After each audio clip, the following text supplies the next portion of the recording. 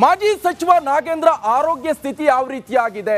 ಮಾಜಿ ಸಚಿವ ನಾಗೇಂದ್ರ ಆರೋಗ್ಯ ತಪಾಸಣೆಯನ್ನ ನಡೆಸಿದ್ದಾರೆ. ಇಡಿ ಕಚೇರಿಗೆ ಬಂದಂತ 4 ವೈದ್ಯರಿಂದ ತಪಾಸಣೆ ನಡೆದಿರುವಂತದ್ದು. ಆರೋಗ್ಯ ತಪಾಸಣೆ ಮುಗಿಸಿ ಹೊರಟಿದ್ದಾರೆ ಈಗ ವೈದ್ಯರು. ಬೌರಿಂಗ್ ಆಸ್ಪತ್ರೆಯಿಂದ ಬಂದಿದ್ದಾರೆ ವೈದ್ಯರು. 24 ಗಂಟೆಗಳಿಗೊಮ್ಮೆ ಬಿ ನಾಗೇಂದ್ರ ಆರೋಗ್ಯ ತಪಾಸಣೆಯನ್ನ ನಡೆಸಬೇಕಾಗತ್ತೆ. ಆರೋಗ್ಯ ತಪಾಸಣೆಗೆ ಸೂಚನೆಯನ್ನ ಕೊಟ್ಟಿದ್ದಾರೆ ನ್ಯಾಯಾಲಯ. ಈ ಹಿನ್ನೆಲೆ ವೈದ್ಯರನ್ನ ಕರೆಸಿ ನಾಗೇಂದ್ರ ಅವರ ಆರೋಗ್ಯ ತಪಾಸಣೆಯನ್ನ ನಡೆಸಲಾಗುತ್ತೆ. ಯಾಕಂತ ಹೇಳಿದ್ರೆ ಜುಲೈ 18ರ ತನಕ ಈಗಾಗಲೇ ಇಡಿ ಕಸ್ಟಡಿಗೆ ಒಪ್ಪಿಸಿದೆ ನ್ಯಾಯಾಲಯ. ಈ ಹಿನ್ನೆಲೆಯಲ್ಲಿ ಅವರ ಆರೋಗ್ಯದಲ್ಲಿ ಯಾವುದೇ ರೀತಿ ತೊಂದರೆ ಆಗಬಾರ್ದು. ಈ ನಿಟ್ಟಿನಲ್ಲಿ 24 ಗಂಟೆಗಳಿಗೊಮ್ಮೆ ವೈದ್ಯರನ್ನ ಕರೆಸಿ, ಇಲ್ಲ ಅಂತ ಹೇಳಿದ್ರೆ ಬೋರಿಂಗ್ ಆಸ್ಪತ್ರೆಗೆ ಕರೆದುಕೊಂಡು ಹೋಗಿ ಅವರ ಆರೋಗ್ಯ ತಪಾಸಣೆಯನ್ನ ನಡೆಸಬೇಕಾಗತ್ತೆ. ಈಗ ಬೋರಿಂಗ್ ಆಸ್ಪತ್ರೆಯ ವೈದ್ಯರು ಬಂದು ಇಡಿ ಕಚೇರಿಗೆ ಬಂದು ಅವರ ಆರೋಗ್ಯವನ್ನ ತಪಾಸಣೆ ನಡೆಸಿ ಈಗ ಹೋಗಿದ್ದಾರೆ. ದಿನದ 24 ಗಂಟೆಗಳಿಗೊಮ್ಮೆ ಬಿ ನಾಗೇಂದ್ರ ಅವರ ಆರೋಗ್ಯ ತಪಾಸಣೆಯನ್ನ ನಡೆಸಬೇಕಾಗತ್ತೆ. ಈಗಾಗಲೇ ಇಡಿ ಕುಣಿಕೆಯಲ್ಲಿದ್ದಾರೆ.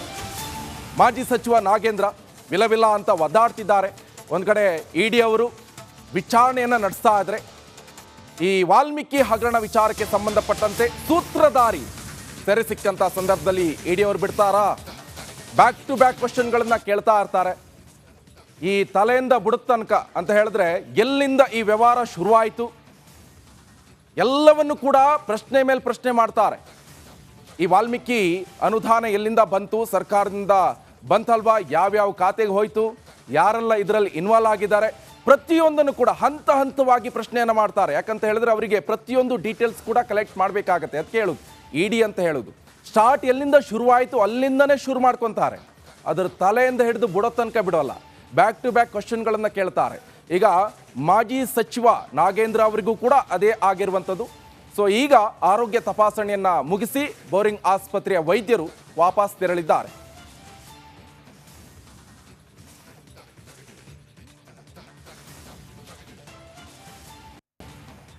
ಬಗ್ಗೆ ಹೆಚ್ಚಿನ ಡೀಟೇಲ್ಸ್ ಅನ್ನು ಕೊಡ್ತಾರೆ ನಮ್ಮ ಪ್ರತಿನಿಧಿ ಮಾದೇಶ್. ನೇರ ಸಂಪರ್ಕದಲ್ಲಿ ಜಾಯ್ನ್ ಆಗಿದ್ದಾರೆ. ಮಾದೇಶ್, 24 ಗಂಟೆಗಳಿಗೊಮ್ಮೆ ಒಂದು ವೈದ್ಯಕೀಯ ಚಿಕಿತ್ಸೆಯನ್ನು ನಡೆಸಲಾಗುತ್ತೆ, ಅಂದ್ರೆ ತಪಾಸಣೆ ನಡೆಸ್ತಾರೆ. ಈಗ ಬೋರಿಂಗ್ ಆಸ್ಪತ್ರೆ ವೈದ್ಯರು ತಪಾಸಣೆ ಮಾಡಿ ಹೊರಟಿದ್ದಾರೆ ಅಂತ ಸದ್ಯ ಈ ಪ್ರಕರಣದಲ್ಲಿ ಏನೆಲ್ಲ ಬೆಳವಣಿಗೆ ಆಗ್ತಾ ಇದೆ, ಏನೆಲ್ಲ ಅಪ್ಡೇಟ್ ಸಿಗ್ತಾ ಇದೆ ಮಾದೇಶ್?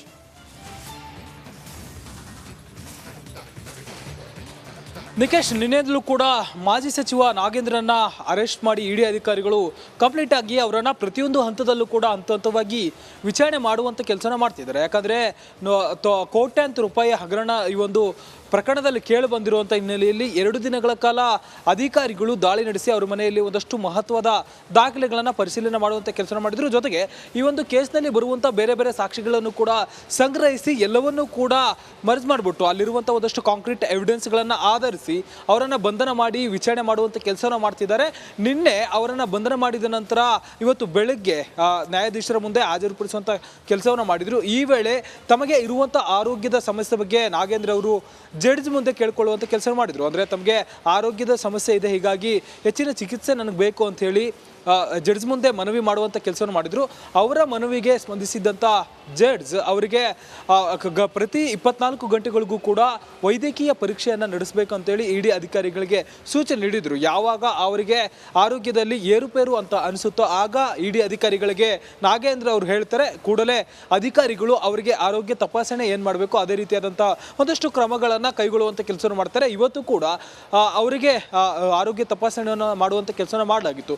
ಪದೇ ಪದೇ ಅವರನ್ನ ಬೌರಿಂಗ್ ಆಸ್ಪತ್ರೆಗೆ ಕರೆದುಕೊಂಡು ಹೋಗೋಕೆ ಆಗದ ಕಾರಣ ಅಲ್ಲಿಂದಲೇ ವೈದ್ಯರನ್ನ ಇಲ್ಲಿಗೆ ಕರೆಸಿ ಅವರ ಆರೋಗ್ಯವನ್ನ ತಪಾಸಣೆ ಮಾಡುವಂತ ಕೆಲಸವನ್ನು ಮಾಡಲಾಗಿತ್ತು. ಸದ್ಯಕ್ಕೆ ಅವರ ಆರೋಗ್ಯ ಸ್ಟೇಬಲ್ ಇದೆ. ಯಾಕಂದ್ರೆ ಯಾವುದೇ ಒಂದು ಆರೋಪಿಯನ್ನ ವಿಚಾರಣೆ ಮಾಡಬೇಕಂತಂದ್ರೆ ಅವರ ಆರೋಗ್ಯದ ಸ್ಥಿತಿ ಕೂಡ ಇಲ್ಲಿ ತುಂಬಾ ಇಂಪಾರ್ಟೆಂಟ್ ಆಗಿರುತ್ತೆ. ಸದ್ಯಕ್ಕೆ ಪ್ರತಿಯೊಂದು ಹಂತದಲ್ಲೂ ಕೂಡ ಅವರ ಟ್ರಾನ್ಸಾಕ್ಷನ್ ಆಗಿರ್ಬೋದು, ನಿಗಮಕ್ಕೆ ಸಂಬಂಧಪಟ್ಟಂತೆ ಒಂದಷ್ಟು ಡಾಕ್ಯುಮೆಂಟ್ ಆಗಿರ್ಬೋದು, ಇವರ ಇಲಾಖೆ ಆಗಿರೋದ್ರಿಂದ ಅವರ ಮನೆಗೆ ಹೋಗಿರುವಂಥ ಸಂದರ್ಭದಲ್ಲಿ ನಿಗಮಕ್ಕೆ ಸಂಬಂಧಪಟ್ಟಂತ ಒಂದಷ್ಟು ಡಾಕ್ಯುಮೆಂಟ್ಗಳು ಕೂಡ ಸಿಕ್ಕಿದ್ವು. ಅವೆಲ್ಲವನ್ನು ಕೂಡ ವಶಪಡಿಸಿಕೊಂಡು ಅವೆಲ್ಲವನ್ನು ಕೂಡ ಮುಂದೆ ಇಟ್ಕೊಂಡು ಅವರಿಗೆ ವಿಚಾರಣೆ ಮಾಡುವಂಥ ಕೆಲಸವನ್ನು ಮಾಡ್ತಿದ್ದಾರೆ. ಈಗಾಗಲೇ ಅವರಿಗೆ ಸಂಬಂಧಪಟ್ಟಂತೆ ಅವರ PA ಮತ್ತು ಅವರ ಆಪ್ತ ಇಬ್ಬರನ್ನು ಕೂಡ ವಶಪಡೆದು ವಿಚಾರಣೆ ಮಾಡಿ ಅವರನ್ನು ಬಿಟ್ಕಳಿಸಿದ್ರು. ಅವರಿಂದ ಒಂದಷ್ಟು ಹೇಳಿಕೆಗಳನ್ನು ಕೂಡ ದಾಖಲೆ ಮಾಡಿಕೊಳ್ಳುವಂಥ ಕೆಲಸವನ್ನು ಇಡಿ ಅಧಿಕಾರಿಗಳು ಮಾಡಿದರು. ಅವರು ನೀಡಿರುವಂಥ ಒಂದಷ್ಟು ಹೇಳಿಕೆಗಳು ಜೊತೆಗೆ ಪತ್ತೆಯಾಗಿರುವಂಥ ಒಂದಷ್ಟು ದಾಖಲೆಗಳನ್ನು ಮುಂದಿಟ್ಟು ನಾಗೇಂದ್ರನನ್ನ ವಿಚಾರಣೆ ಮಾಡುವಂಥ ಕೆಲಸವನ್ನು ಇಡಿ ಅಧಿಕಾರಿಗಳು ಮಾಡ್ತಿದ್ದಾರೆ. Nikesh, okay, thank you Madesh ನಿಮ್ಮೆಲ್ಲ ಮಾಹಿತಿಗೆ. ವಾಲ್ಮೀಕಿ ನಿಗಮದಲ್ಲಿ ನಡೆದಿದೆ ಎನ್ನಲಾಗ್ತಾ ಇರುವಂತ ಈ ಬ್ರಹ್ಮಾಂಡ ಭ್ರಷ್ಟಾಚಾರ ಸಿದ್ದರಾಮಯ್ಯ ಸರ್ಕಾರದಲ್ಲಿ ಬಿರುಗಾಳಿಯನ್ನೇ ಎಬ್ಬಿಸಿದೆ. ಈಗಾಗಲೇ ಮಾಜಿ ಸಚಿವ ನಾಗೇಂದ್ರ ವಿಕೆಟ್ ಪತನ ಆಗಿದೆ. ನಕಲಿ ಖಾತೆಯನ್ನ ಸೃಷ್ಟಿಸಿ ಲೂಟಿ ಮಾಡಿರುವಂತಹ ಹಣವನ್ನ ಬಳ್ಳಾರಿ ಲೋಕಸಭಾ ಚುನಾವಣೆಯಲ್ಲಿ ಬಳಕೆ ಮಾಡಲಾಗಿದೆ ಎಂಬ ಸ್ಫೋಟಕ ಮಾಹಿತಿ ಕೂಡ ರಿವೀಲ್ ಆಗಿದೆ. ಆ ಬಗ್ಗೆ ಒಂದು ಇಂಟ್ರೆಸ್ಟಿಂಗ್ ವರದಿ ಇದೆ, ಬನ್ನಿ ನೋಡ್ಕೊಂಡು ಬರೋಣ.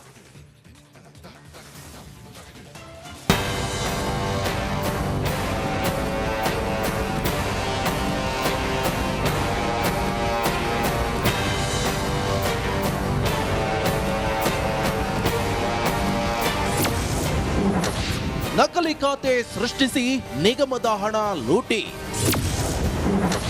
ಬಳ್ಳಾರಿ ಲೋಕಸಭಾ ಚುನಾವಣೆಗೆ ಹಣ ಬಳಕೆ. ಹಣ ಲೂಟಿಯ ಸೂತ್ರಧಾರಿಯೇ ಬಿ ನಾಗೇಂದ್ರ.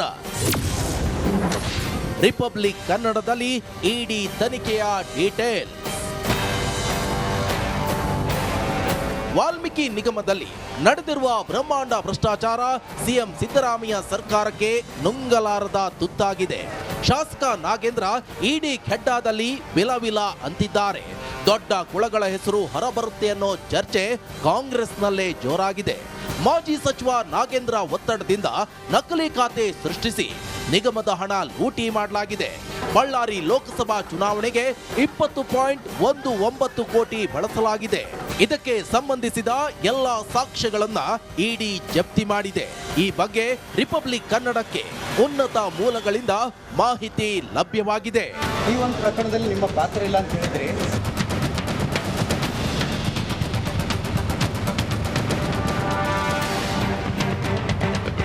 ಹಾಗಾದ್ರೆ ಅಂದು ಶಾಂಗ್ರಿಲಾ ಹೋಟೆಲ್ನಲ್ಲಿ ನಡೆದಿದ್ದಾದ್ರೂ ಏನು ಅನ್ನೋದನ್ನ ನೋಡೋದಾದ್ರೆ, ಅಂದು ಆಗಿದ್ದೇನು? ಮೇ 29ರಂದು ಶಾಂಗ್ರಿಲಾ ಹೋಟೆಲ್ನಲ್ಲಿ ಸಭೆ. ಮೊದಲಿಗೆ ಶಾಸಕ ನಾಗೇಂದ್ರ ಕಾರಲ್ಲಿ ಸಭೆ. ನಿಗಮ ಎಂಡಿ ಪದ್ಮನಾಭ್, ನೆಕ್ಕಂಟೆ ನಾಗರಾಜ್, ಶಾಸಕ ನಾಗೇಂದ್ರ ಸಂಬಂಧಿ ಮುರಳೀಕೃಷ್ಣ, ದಲಿತ ನಾಯಕಿ ಯಶೋಧಮ್ಮ ಭಾಗಿಯಾಗಿದ್ದಾರೆ. ಏರೋಸ್ಪೇಸ್ ಪಾರ್ಕ್ ಬಳಿ ಮೀಟಿಂಗ್ ಅನ್ನ ನಡೆಸಲಾಗಿದೆಯಂತೆ. ಹಗರಣದಲ್ಲಿ ತನ್ನ ಹೆಸರು ಬಾರದಂತೆ ಸೂಚನೆ ಕೂಡ ಕೊಡಲಾಗಿದೆಯಂತೆ. ಸಚಿವನಾಗಿ ಮುಂದುವರೆದ್ರೆ ನೆರವಿನ ಭರವಸೆ ಕೂಡ ನೀಡಲಾಗಿದೆಯಂತೆ. ನಾಗೇಂದ್ರ ಮನೆಯಿಂದ ಮಹತ್ವದ ದಾಖಲೆಗಳನ್ನ ಇಡಿ ಅಧಿಕಾರಿಗಳು ವಶಕ್ಕೆ ಪಡೆದಿದ್ದಾರೆ. ಎಲೆಕ್ಟ್ರಾನಿಕ್ ಉಪಕರಣಗಳು ಸೀಸ್ ಮಾಡಿದ್ದಾರೆ. ಹಣ ವರ್ಗಾವಣೆ, ನಿಯಂತ್ರಣ, ಮೇಲುಸ್ತುವಾರಿಯನ್ನ ನಾಗೇಂದ್ರ ವಹಿಸಿಕೊಂಡಿದ್ರು ಅನ್ನೋ ಸ್ಫೋಟಕ ಮಾಹಿತಿ ತನಿಖೆ ವೇಳೆ ಹೊರಬಿದ್ದಿದೆ.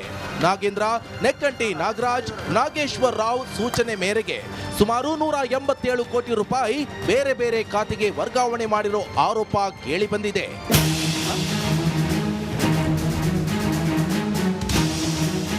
ಕಾಂಗ್ರೆಸ್ ಶಾಸಕ ನಾಗೇಂದ್ರ ಸರ್ಕಾರಿ ನಿಧಿ ಲೂಟಿಗೆಂದೇ ಶಾಂಗ್ರಿಲಾ ಹೋಟೆಲ್ನಲ್ಲಿ ರಹಸ್ಯ ಸಭೆ ನಡೆಸಿದ್ರು ಅನ್ನೋ ಸ್ಫೋಟಕ ಮಾಹಿತಿ ರಿವೀಲ್ ಆಗಿದೆ. ಇಡಿ ತನಿಖೆಯಲ್ಲಿ ಇನ್ನು ಯಾವೆಲ್ಲ ಮಾಹಿತಿಗಳು ಹೊರ ಬರುತ್ತೋ ಅನ್ನೋದನ್ನ ಕಾದು ನೋಡಬೇಕು. Bureau report, republic Kannada.